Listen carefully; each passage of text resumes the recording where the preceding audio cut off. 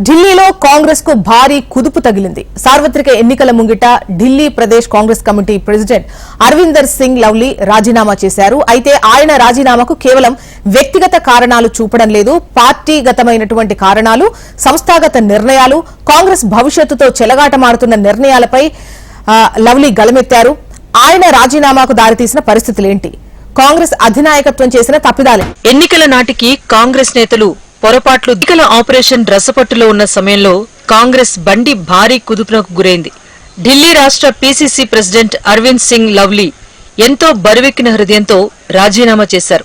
కాంగ్రెస్ కు ఎంతో నమ్మకమైన సైనికుడిలా ఎదిగిన లవ్లీ పార్టీలో పేరుకుపోయిన ఒంటెద్దు పోకడల కారణంగా తాను ఏ చిన్న నిర్ణయం కూడా తీసుకోలేకపోతున్నానని, తీసుకున్న నిర్ణయాలను అమలు చేయలేకపోతున్నానని, కార్యకర్తల సెంటిమెంట్లను కాపాడలేకపోతున్నానని, అలాంటప్పుడు తాను పార్టీలో ఉండి సాధించేదేమిటి అంటూ లోగుట్టు విప్పుతున్నారు లవ్లీ.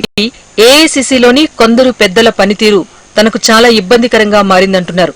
శతాధిక వసంతాల ఘన చరిత్ర గల కాంగ్రెస్ పార్టీకి నిన్నగాక మొన్న కళ్లు తెరిచిన ఆమ్ ఆద్మీ పార్టీ పాఠాలు నేర్పే దుస్థితిలోకి దిగజారిపోయిందని ఆవేదన చెందుతున్నారట. పార్టీ ఎదుర్కొంటున్న ఇలాంటి దుస్థితి నుంచి ఏమాత్రం గుణపాఠాలు నేర్చుకోవటం లేదని, అసలు గ్రౌండ్ లెవెల్లో పనిచేసేవారి నిర్ణయ అధికారాలను లాగేసుకుని ఇన్ఛార్జీల పేరుతో వచ్చిన అధినేతల మనుషులు చెప్పే మాటలకే చెల్లుబాటు జరుగుతోందని, అలాంటప్పుడు కేడర్ను తామెలా సంతృప్తి పరుస్తామంటూ సూటి ప్రశ్నలు సంధిస్తున్నారు లవ్లీ.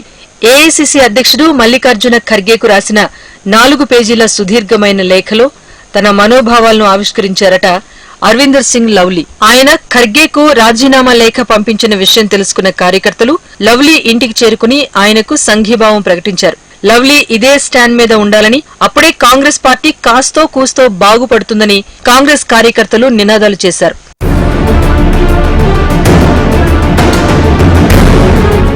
అసలు తన రాజీనామాకు లవ్లీ చెబుతున్న కారణాలేంటో ఇప్పుడు చూద్దాం.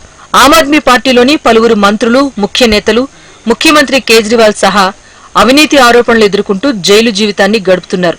అవినీతిలో కూరుకుపోయిన ఆమ్ ఆద్మీ నేతలు కాంగ్రెస్ మీద అవినీతి విమర్శలు చేస్తూ ఉంటే దాన్ని తిప్పికొట్టాల్సింది పోయి అదే పార్టీతో పొత్తు ఎలా పెట్టుకుంటారు అనేది అరవిందర్ సింగ్ లవ్లీ సంధిస్తున్న పదునైన అస్త్రం.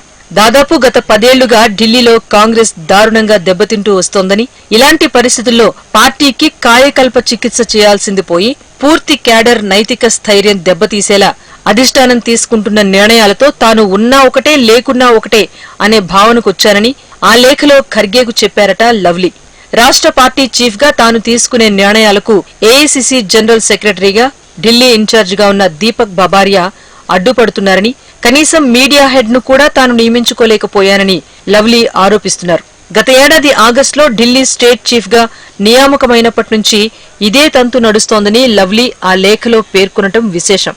ఏ ఒక్క నిర్ణయం తీసుకొనివ్వకుండా, ఎవరినీ అపాయింట్మెంట్ చేయనివ్వకుండా దీపక్ శనిలా అడ్డు తగులుతున్నారట. ఢిల్లీలో దాదాపు 150 బ్లాక్ ప్రెసిడెంట్లను కూడా నియామకం చేయనివ్వటం లేదని, తాను ఎవరిని సూచించినా సింపుల్ గా రిజెక్ట్ చేస్తున్నారు అనేది లవ్లీ ఆరోపణ. 150కి పైగా బ్లాక్లకు అధ్యక్షుల్నే నియమించకపోతే కేడర్ ఏ విధంగా పటిష్టమవుతుంది అనేది సంస్థాగతంగా సంధిస్తున్న ప్రశ్న. పార్టీలో అంతర్గత సమస్యలను పరిష్కరించాల్సిన నేతలు వాటిని పట్టించుకోకుండా శత్రు పార్టీలతో పొత్తుల విషయంలో ఇంట్రెస్ట్ చూపిస్తూ కాంగ్రెస్ ను దినదినం పాతరేస్తున్నారు అనేది లవ్లీ ఆవేదన.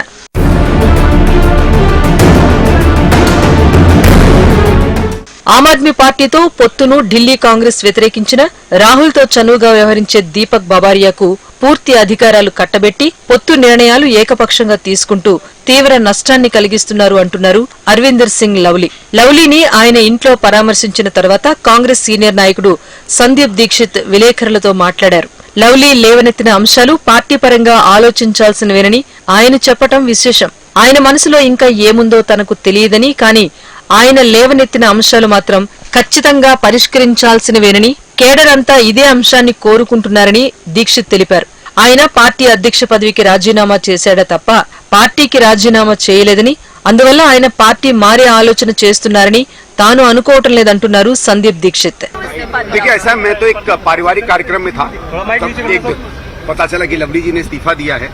और कोई चिट्ठी लिखी है, मैं चिट्ठी तो मैं पढ़ नहीं पाया क्योंकि मैं एक पारिवारिक कार्यक्रम था, इसलिए सीधे आया.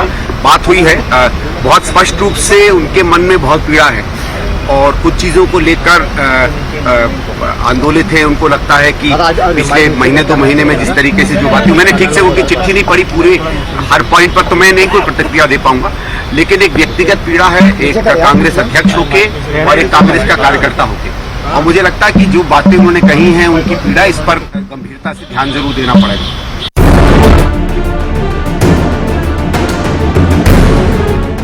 పార్టీ కోసం ఇష్టం లేకపోయినా కొన్ని చర్యలను నిర్ణయాలను శిరసావహించారని లవ్లీ చెబుతున్నారు. కేజ్రీవాల్ అరెస్ట్ అయినప్పుడు ఆయనకు సంఘీభావంగా కేజ్రీవాల్ ఇంటికి సుభాష్ చోప్రా, సందీప్ దీక్షిత్ లాంటి సీనియర్లతో కలిసి తాను వెళ్లానంటున్నారు.